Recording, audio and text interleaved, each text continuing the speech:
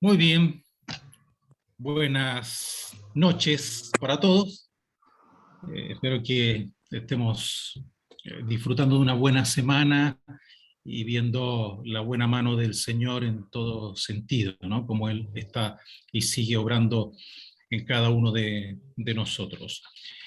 Y así como decía el hermano Oscar, el Señor es poderoso, ¿no? Él es poderoso y Él va haciendo conforme a su voluntad también, a través de lo que podemos encontrar allí en la Escritura y cómo Él ha hecho diferentes cosas.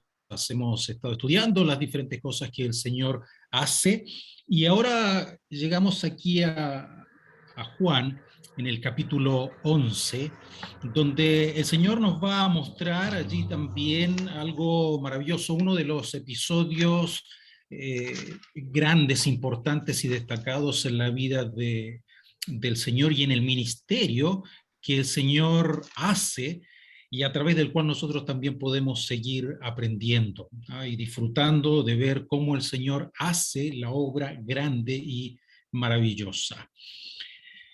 Vamos allí a Juan, capítulo 11. Si me acompañan, vamos a estar allí en el capítulo 11 de Juan. Ahora, pensando un poquito antes de entrar aquí al capítulo 11, podríamos recordar lo que ha estado haciendo el Señor durante los capítulos anteriores y es lo que Juan está relatando también para que nosotros podamos llegar a comprender del todo lo que está haciendo y el proceso en el cual el Señor está llevando todas las cosas. En los primeros 10 capítulos del Evangelio según Juan, eh, Cristo se ha estado revelando poco a poco y cada vez a un círculo mayor y más importante. Y comienza allí en uno de su primer milagro relatado por Juan, en la boda de Caná, donde se congregan algunos invitados y también los discípulos. Y él termina en este milagro mostrando que muchos creyeron en él. Ahora, ya a esta altura, en el capítulo 11, le encontramos ya también después de lo que es la fiesta de los tabernáculos, la dedicación, la nación entera está delante de él y él se ha presentado al pueblo, pero el pueblo le ha rechazado. Ahora, si por ahí me ven que estoy medio pegado, es por el internet, así que si por lo menos me pueden escuchar, eso es fantástico. Okay. Entonces, les decía que ya a esta altura del Evangelio según Juan, el Señor se ha manifestado a la nación de Israel, pero la nación de Israel en realidad le ha estado rechazando. La nación no ha reconocido a él como el verdadero rey, como el Mesías prometido. Miren, en el capítulo 5, verso 16, se nos manifiesta un poco cómo rechazan las obras del Señor. Allí nos dice el pasaje: y por esta causa los judíos perseguían a Jesús y procuraban matarle porque hacía estas cosas en el día de reposo. Así que el Señor estaba haciendo algunas cosas, algunos milagros y demás allí en el día de reposo, pero los judíos no estaban contentos, especialmente los líderes religiosos no estaban contentos con lo que el Señor había estado haciendo y por lo tanto se manifiesta allí un rechazo a sus obras. En el capítulo 8, versos 58 y 59, encontramos como ellos rechazan las palabras del Señor. Mire, dice, verso 58, Jesús les dijo: de cierto os digo, antes que Abraham fuese, yo soy. Tomaron entonces piedras para arrojárselas, pero Jesús se escondió y salió del templo y atravesando por en medio de ellos se fue. Así que rechazan las palabras del Señor, lo que Él les ha estado mostrando respecto de quién es Él. Y luego en el capítulo 10, los últimos versos, en el verso 30, 31, finalmente rechazan su persona. Dice allí: yo y el Padre uno somos. Entonces los judíos volvieron a tomar piedras para apedrearle. Así que encontramos en diferentes ocasiones cómo es rechazado el Señor y finalmente lo que va a hacer el Señor es ya no dedicarse a la nación entera, no al pueblo como Israel y como nación en su conjunto, sino como a individuos particulares. Y él va a comenzar a ofrecer, es lo que hablábamos también el domingo allí en la reunión, cuando decíamos que el Señor vino para ofrecer el reino, pero el reino fue rechazado por la misma nación y los líderes religiosos y aún por todo el pueblo que no le reconocieron como el Mesías prometido, como el rey de Israel. Por lo tanto, el reino fue pospuesto hasta un periodo todavía futuro. Acá encontramos, relatado por Juan, cómo el Señor también es rechazado. Ahora, el Señor había venido con propósitos específicos y el mismo Juan lo relata al final de su evangelio, en el capítulo 20, versos 30-31, diciendo, hizo además Jesús muchas otras señales en presencia de sus discípulos, las cuales no están escritas en este libro, pero estas se han escrito para que creáis que Jesús es el Cristo, el Hijo de Dios, y para que creyendo tengáis vida en su nombre, para que creyendo tengáis vida en su nombre. Así que el mismo Juan va relatando que el Señor hizo muchas cosas y lo que él va a mostrar aquí es para demostrar que el Señor Jesucristo era el Hijo de Dios, Dios mismo. Recuerden que los evangelios tienen diferentes énfasis. Mateo lo presenta como el rey de Israel, por eso que en su genealogía traza la ascendencia del Señor Jesucristo hasta el mismo David. ¿Por qué? Porque a través de eso él va a mostrar que el Señor Jesucristo tenía derecho legal para ser rey. Así que Mateo lo presenta como el rey de Israel, Marcos lo presenta como el siervo. Por lo tanto, tampoco tenemos allí una genealogía, porque a nadie le interesa saber la genealogía de un siervo, pero él es el siervo perfecto. Lucas lo presenta como el hombre perfecto. Y aquí encontramos en Juan presentado el Señor Jesucristo como el Hijo de Dios, como Dios mismo, y como tal tampoco tenemos aquí una genealogía. ¿Por qué? Porque el Señor Jesucristo como Dios no tiene principio ni fin, no tiene, por tanto, una genealogía, Él es eterno. Y Juan nos presenta al finalizar este libro diciendo que todo se ha escrito para mostrar que Él es el Hijo de Dios y a través de los diferentes milagros Él va a mostrar que el Señor Jesucristo tenía poder divino, poder de lo alto, y Él era Dios mismo. Y el Señor Jesucristo, recuerden, lo vamos a mencionar un poco más adelante, se manifiesta a sí mismo como el Hijo de Dios o como el yo soy, identificándose como Dios mismo. Y eso para los judíos y para los líderes religiosos era un gran problema porque era considerado como blasfemia, porque él se hacía a sí mismo Dios al llamarse Hijo de Dios. Entonces, encontramos que él es rechazado. Y ahora entramos al capítulo 11, ya tratando con personas más en particular. Y es interesante lo que encontramos aquí en el relato de lo que conocemos como la resurrección de Lázaro. Mire, leamos allí los primeros versículos. Dice, verso 1, estaba entonces enfermo uno llamado Lázaro de Betania, la aldea de María, y de Marta su hermana. María, cuyo hermano Lázaro estaba enfermo, fue la que ungió al Señor con perfume y le enjugó los pies con sus cabellos. Aquí encontramos a,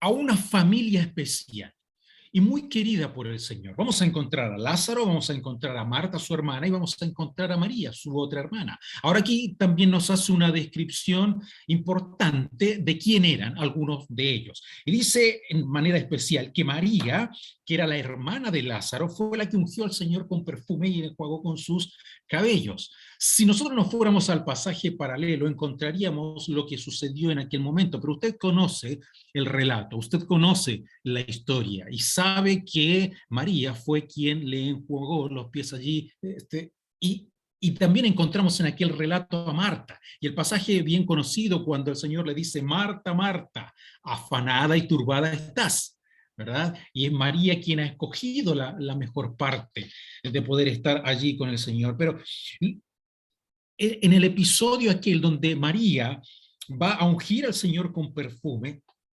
es un pasaje donde nos habla acerca de la adoración que María estaba ofreciendo al Señor Jesucristo. Ella le estaba preparando, como él mismo va a decir allí para más adelante, lo que habría de ser la tumba y su sepultura. Pero encontramos entonces a María, ¿no?, como aquella que ofrece la adoración. Verso 3: enviaron pues las hermanas para decir a Jesús: Señor, he aquí, el que amas está enfermo.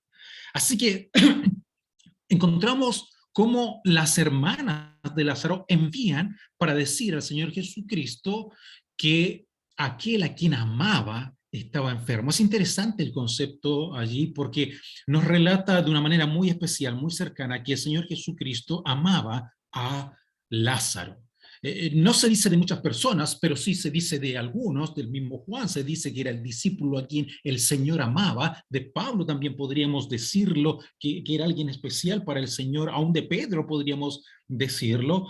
Pero mire, cuando él utiliza aquí la palabra diciendo, Juan está escribiendo y diciendo allí: Señor, he aquí el que amas está enfermo. Esa palabra amas, o esa palabra que denota el amor, es la palabra filios, que habla de aquel amor fraternal, aquel amor de hermano, aquel amor sincero, y es el mismo amor que se relata allí en Juan capítulo 5, verso 20, donde se dice: porque el Padre ama al Hijo y le muestra todas las cosas que él mismo hace, y mayores obras que éstas le mostrará, de modo que vosotros os asombréis.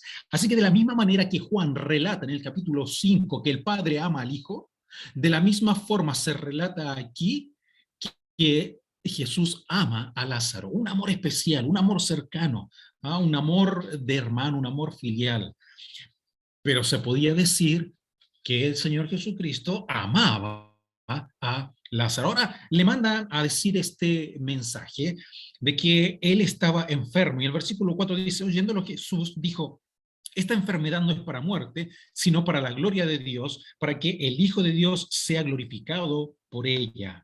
Y amaba Jesús a Marta, a su hermana y a Lázaro. Así que notamos aquí cómo el Señor ama a esta familia tan especial. Y evidentemente en ese amor que el Señor tiene va a mostrar uno de los milagros más grandes que podemos encontrar en el ministerio del Señor Jesucristo, salvo el milagro de la resurrección.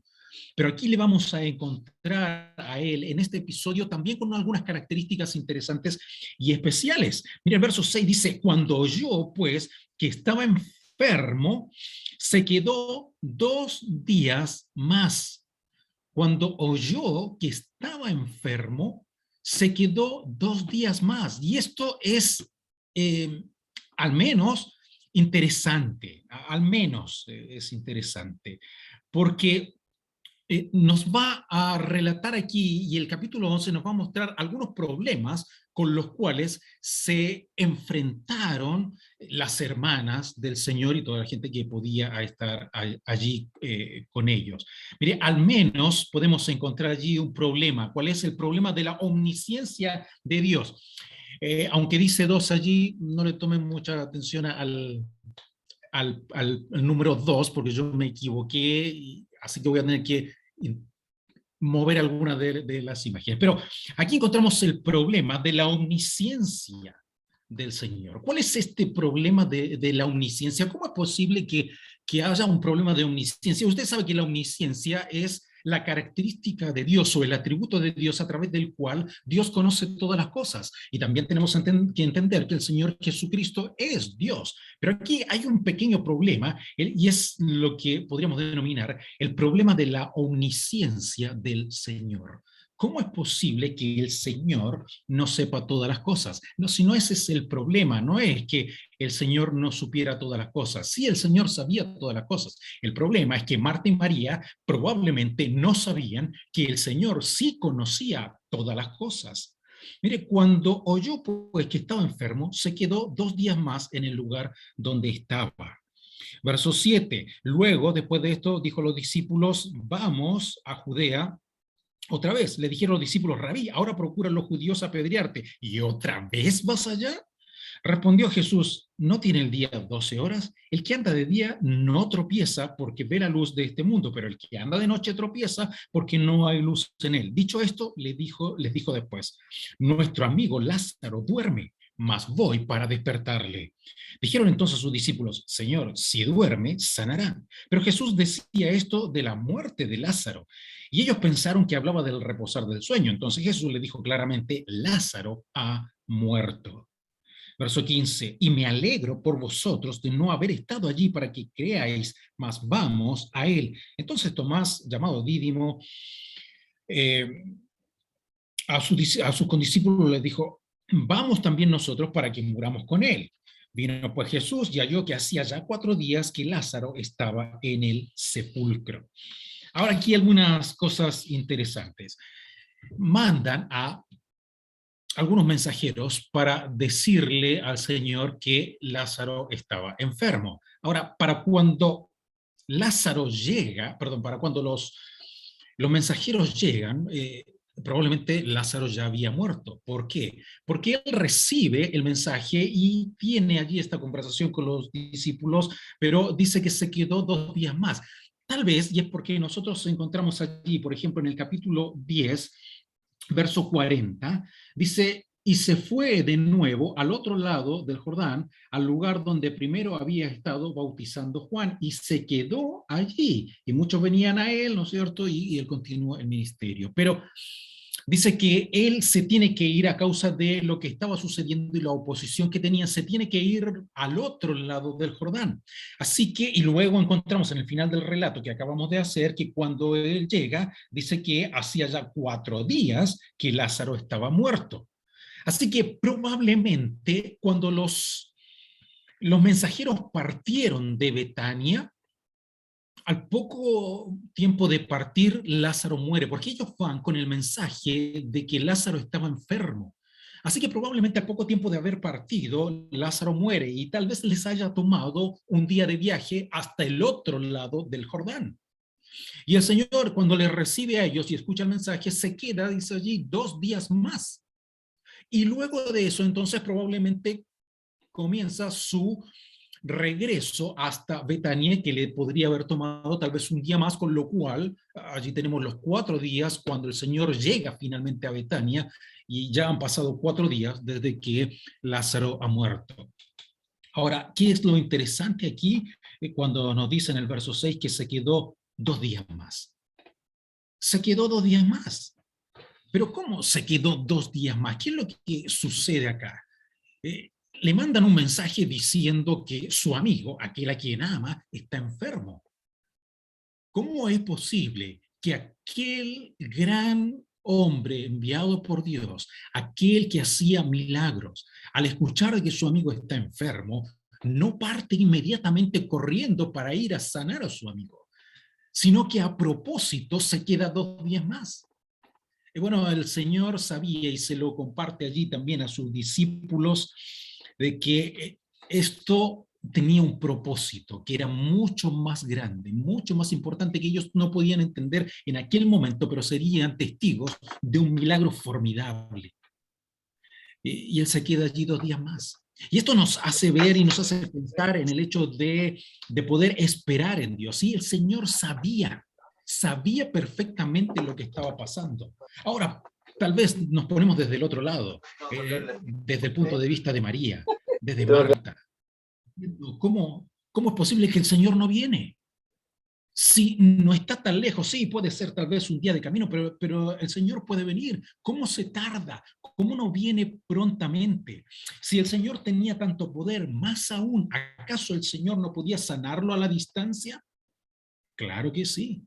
¿Acaso el Señor no podría haberle resucitado a la distancia si el Señor ya sabía que Lázaro había muerto? Sí, claro que sí.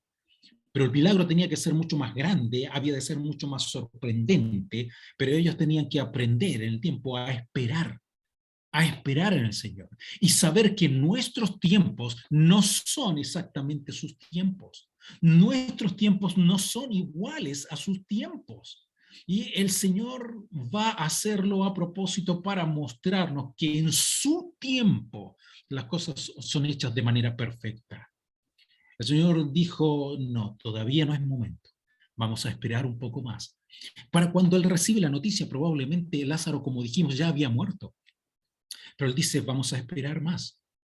Vamos a esperar 2 días más. Y él llega al cuarto día, y es interesante porque en el Talmud encontramos allí de que una de las creencias que tenía el pueblo era que una vez que la persona moría, pasaban más o menos unos 3 días en los cuales el alma estaba rondando el cuerpo de la persona porque tal vez podía volver al cuerpo. Pasado ese tiempo ya no había posibilidad y estaba, comillas, definitivamente muerto. Así que el Señor simple y sencillamente espera, tal vez pensando en esta superstición, en esta tradición que tenía el pueblo de que pasados los 3 días recién podía decirse que estaba verdaderamente muerto o no, cuando nosotros sabemos que en realidad no es así, porque ya al poco tiempo de una persona morir, eh, o sea, o al poco tiempo, por ejemplo, de estar sin oxígeno, no pasan más allá de 5 minutos y comienzan a morir las células del cerebro. Y ya poco después comienza a tener graves problemas, de tal manera de que con más tiempo sin oxígeno, una persona que aún que pueda ser reanimada, puede que un daño cerebral y puede quedar como en estado vegetal. Ahora, señor, su llegada hasta el cuarto día, hasta el cuarto día. Había allí algo que ellos tenían que conocer y algo que ellos tenían que aprender. Mira el verso 8. Estaba cerca de Jerusalén como a 15 estadios de los judíos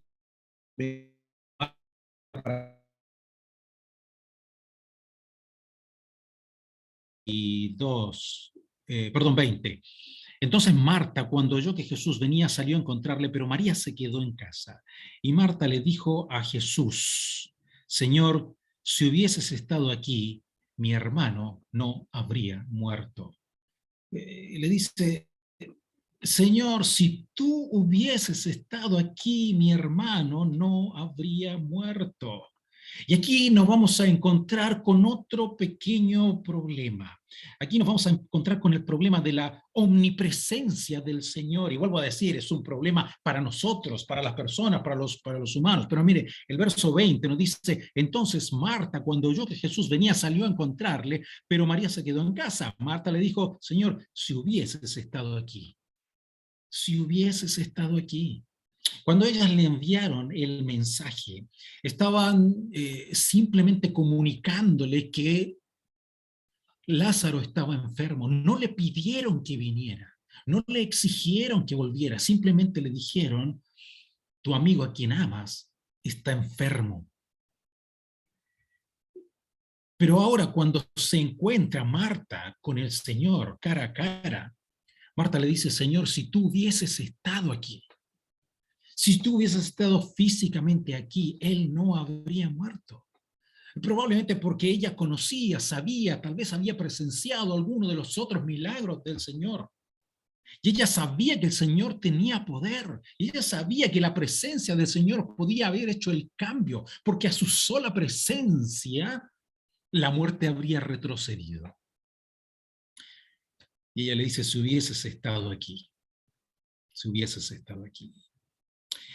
Mire, hoy nosotros disfrutamos de aquella presencia del Señor y las palabras del mismo Señor cuando Él dice allí en Mateo capítulo 28, verso 20, he aquí yo estoy con vosotros todos los días hasta el fin del mundo. Y usted y yo gozamos de la presencia de Dios. Claro, a veces sucede que nosotros ni siquiera lo consideramos. A veces ni siquiera pensamos en que la presencia de Dios está aquí con nosotros.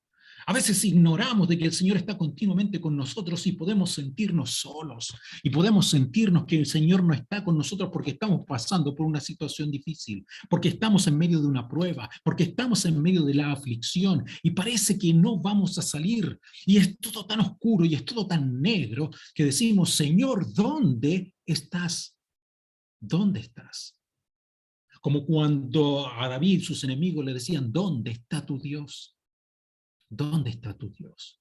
Pero qué maravilloso es decir, como Elías, cuando aparece allí ante Acabe, el peor rey que la nación de Israel había tenido hasta ese momento, para decir, vive Jehová, en cuya presencia estoy. Y él sabía y había experimentado lo que significaba estar en la presencia de Dios.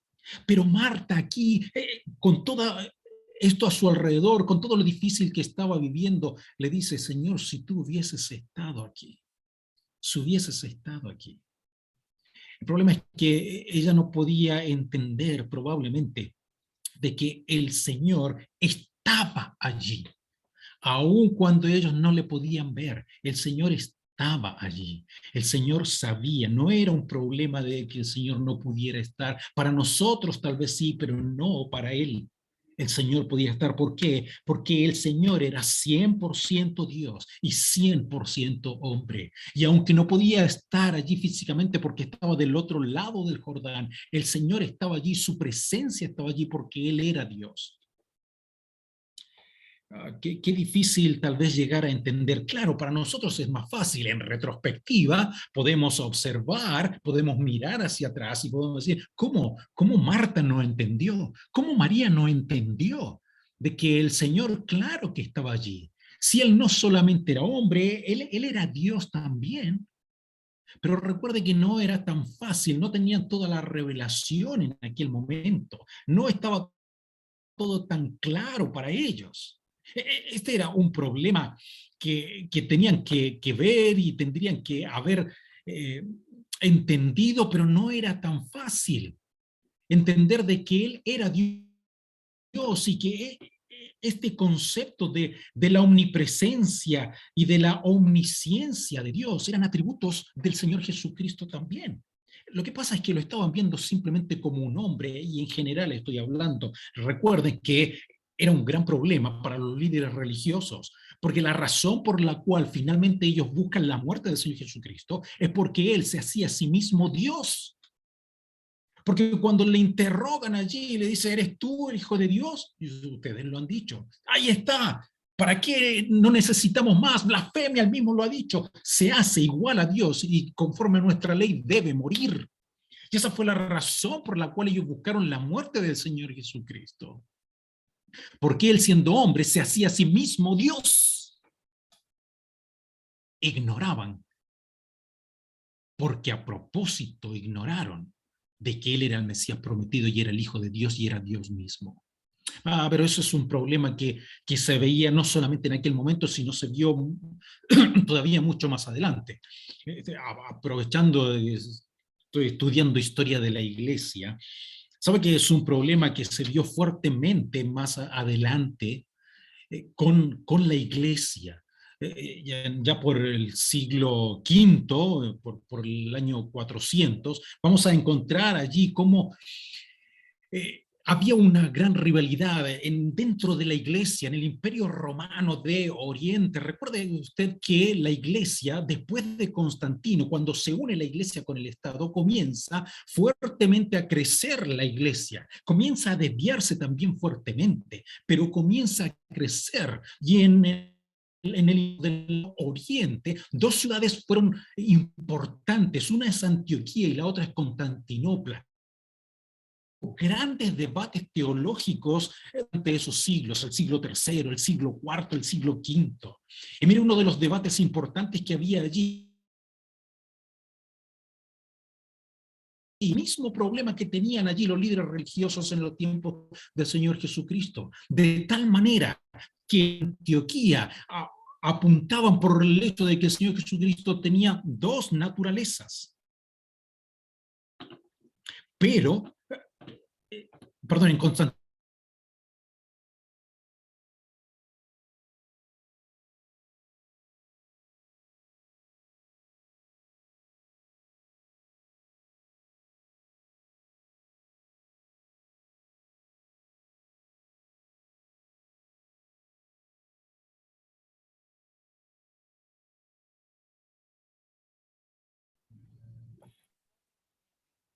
Ok, no sé en qué parte me perdí, pero lo resumimos así. Hubo tan grande conflicto respecto de la naturaleza humana y divina del Señor Jesucristo que finalmente el obispo de Constantinopla fue tomado como hereje. En el en el concilio de Éfeso en el 449, pero un par de años después, en el concilio de Calcedonia, uno de los más grandes, con la mayor cantidad de obispos de iglesias reunidos, se llegó a la conclusión de que el Señor Jesucristo era 100% divino y 100% humano. Y hay allí una declaración interesante que no vamos a tomar ahora, pero allí se habla con conceptos tan grandes como, por ejemplo, que se confiesa que el Señor es el mismo Hijo, Señor Jesucristo, es perfecto en divinidad, perfecto en humanidad, verdadero Dios, verdadero hombre, y otros conceptos interesantes más. Pero mire, es algo con lo que ha luchado la iglesia desde el principio. Y sin embargo encontramos aquí a Marta diciendo, Señor, si hubieses estado aquí, si tú hubieses estado aquí. Había un problema que el Señor lo va a resolver. No era el tema de si hubiese estado o no hubiese estado allí. Y el Señor está, como decíamos. Mire, el verso 22 dice, más también sé ahora que todo lo que pidas a Dios, Dios te lo dará. Jesús le dijo, tu hermano resucitará. Marta le dijo, yo sé que resucitará la resurrección en el día postrero. Jesús le dijo, yo soy la resurrección y la vida. El que cree en mí, aunque esté muerto, vivirá. Y todo aquel que vive y cree en mí no morirá eternamente. ¿Crees esto? Le dijo, sí, Señor, yo he creído que tú eres el Cristo, el Hijo de Dios, que ha venido al mundo. Es una declaración tremenda, donde le dice, sí Señor, yo he creído que tú eres el Cristo, el Hijo de Dios que ha venido al mundo. ¿No le recuerda a alguien más con una declaración similar? Pedro, ¿sí? Pedro también. Mira, hay tres cosas que menciona allí. Por un lado, dice en primer lugar, confiesa que Él es el Cristo, es decir, el Mesías prometido. En segundo lugar, dice que es el Hijo de Dios, no un Hijo de Dios, sino el Hijo de Dios. Y en tercer lugar, que ha venido al mundo, es decir, está dando a conocer que Él existía antes, Él es preexistente y que fue enviado por el Padre al mundo. Una declaración formidable, fantástica, que no sabemos si Marta lo entendió a cabalidad, pero ella de lo profundo de su corazón podía decir, yo he creído que tú eres el Cristo, el Hijo de Dios que ha venido al mundo. Verso 28, habiendo dicho esto, fue y llamó a María, su hermana, y diciéndole en secreto, el maestro está aquí y te llama. Ella cuando lo oyó se levantó deprisa y vino a él. Jesús todavía no había entrado en la aldea, sino que estaba en el lugar donde Marta le había encontrado. Entonces los judíos que estaban en casa con ella y la consolaban, cuando vieron que María se había levantado deprisa y había salido, la siguieron diciendo, va al sepulcro a llorar ahí. María, cuando llegó a donde estaba Jesús, al verle, se postró a sus pies diciéndole, Señor, si hubieses estado aquí, no habría muerto mi hermano. Si hubieses estado aquí. Nuevamente el problema de la presencia del Señor. Ah, Verso 33, Jesús entonces al verla llorando y a los judíos que la acompañaban también llorando, se estremeció en espíritu y se conmovió. Y dijo, ¿dónde le pusiste? Le dijeron, Señor, ven y ve. Verso 35, Jesús lloró. El versículo más corto de la Biblia, Jesús lloró. Pero allí nos dice y nos muestra cuánto amor, cuánta cercanía tenía el Señor para aquel a quien amaba. El mismo Dios, creador del universo, llorando en este momento por una de sus criaturas. Impresionante. Verso 36, dijeron entonces los judíos, mirad cómo le amaba. Mirad cómo le amaba. Pero entonces en el verso 37 vamos a encontrar otro problema, el problema de la omnipotencia del Señor. Y vuelvo a decir, no es un problema en sí del Señor, sino que es un problema desde el punto de vista de los seres humanos, de quienes observaban, porque el verso 37 dice, algunos de ellos dijeron, ¿no podía este que abrió los ojos al ciego haber hecho también que Lázaro no muriera? En otras palabras, estaba diciendo, ¿qué pasó con el poder de este que hace tantos milagros por todas partes, pero no pudo sanar a su amigo? ¿Qué pasó con este hombre? Verso 38. Jesús, profundamente conmovido, otra vez vino al sepulcro. Era una cueva y tenía una piedra puesta encima. Dijo Jesús: quitad la piedra. Marta, la hermana del que había muerto, le dijo: Señor, hiede ya, porque es de 4 días. Verso 40. Jesús le dijo: ¿no te he dicho que si crees verás la gloria de Dios? Entonces quitaron la piedra de donde había sido puesto el muerto. Y Jesús, alzando los ojos a lo alto, dijo: Padre, gracias te doy por haberme oído. Yo sabía que siempre me oyes, pero lo dije por causa de la multitud que está alrededor, para que crean que tú me has enviado. Y habiendo dicho esto, clamó a gran voz: Lázaro, ven fuera. Y el que había muerto salió, atadas las manos y los pies con vendas, y el rostro envuelto en un sudario. Jesús les dijo: desatadle y dejadle ir. Y aquí encontramos entonces lo que les mencionaba como el problema de la omnipotencia del Señor, que no es el problema suyo, sino de aquellos que contemplaban diciendo: ¿acaso este que era tan poderoso, que hizo tantas cosas, no podía haberle sanado a su amigo? El Señor va a hacer más que sanarle. El Señor va a hacer un milagro tremendo de resucitarle. Y ellos van a ver y van a contemplar lo que ocurre en este momento, como decíamos hace un rato atrás. El Señor esperó a que todo el mundo entendiera con claridad de que Él estaba muerto y bien muerto, y que no había posibilidad alguna de que pudiese estar vivo. Y dice: ¿dónde le pusieron? Ven y ve, le llevan ahí, le dice: saquen la piedra, pero Señor, hiede ya. Y el Señor tiene nuevamente esta pequeña conversación allí con Marta, la más impulsiva de las dos, ¿no? La que más iba adelante. María, por otro lado, más cuidadosa, más tranquila, simplemente diciendo, como su hermano lo había dicho: Señor, si hubieses estado aquí, si hubieses estado aquí.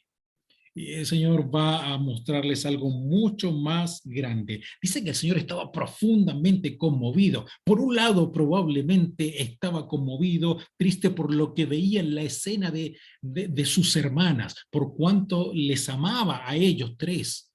Pero Él era Dios mismo. Él era aquel de quien la muerte podía huir. Y el Señor va a hacer un milagro maravilloso. Le dice: ¿no te he dicho que si crees verás la gloria de Dios? Y él ora al Padre, no para pedir necesariamente el milagro del Padre. Dice: porque tú ya me has escuchado y los dos somos uno. Pero lo digo y lo hago para que la gente que está aquí alrededor lo escuche, para que ellos crean, para que ellos puedan ver. Es como muchas veces cuando decimos en la misma resurrección del Señor Jesucristo: ¿era necesario que la piedra fuese removida para que el Señor Jesucristo resucitase? No, no, en absoluto. ¿Y si la piedra no se hubiese removido, el Señor habría resucitado? Sí, claro que sí. ¿Y entonces para qué fue abierta la tumba? ¿Para qué se removió la piedra? No para que el Señor Jesucristo saliera, sino para que nosotros entráramos y viéramos la tumba vacía. El Señor podía hacer cualquier cosa y va a pedir que remueva la piedra justamente para que sean testigos en primer plano del milagro de la resurrección de Lázaro. Y eso va a ser algo que se va a ir expandiendo por todos lados para que todos supieran y entendieran que Él era poderoso, todopoderoso. Es, es el tercer milagro de resurrección que el Señor hace. Lo hace con un pequeño, lo hace con el hijo de la viuda, que ya era un joven, lo hace con Lázaro, un hombre adulto, un hombre mayor ya. El Señor tenía poder, absoluto poder. Y deja en claro que no hay un problema de omnisciencia porque el Señor sabía absolutamente todo lo que estaba pasando y a propósito se demora para que este milagro fuese mucho más grande. No había un problema de la omnipresencia del Señor, porque aunque no estaba físicamente allí en su cuerpo humano, Él estaba presente porque es Dios mismo. No había un problema con la omnipotencia del Señor, porque Él todo lo puede. Él todo lo puede.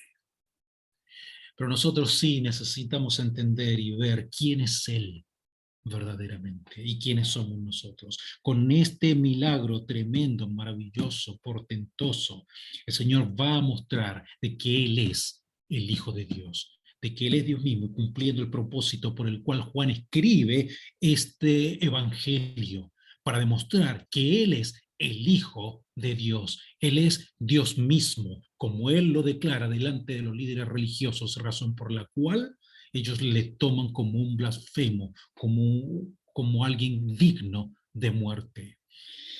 Y hoy para nosotros, para usted y para mí, de la misma manera, necesitamos recordar y entender quién es el Señor Jesucristo.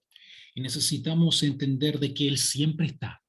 No importa lo que suceda en nuestra vida, no importa lo que estemos pasando, el Señor Jesucristo siempre está. No importa cuán grande sea el problema, Él lo puede resolver. Él lo puede resolver. Jamás debemos pensar de que estamos solos batallando con nuestros problemas, porque Él conoce nuestra situación. A Él nada se le escapa. Él lo conoce absolutamente todo. ¿Qué es lo que nosotros debemos hacer? Esperar, esperar, Amén. esperar y ver.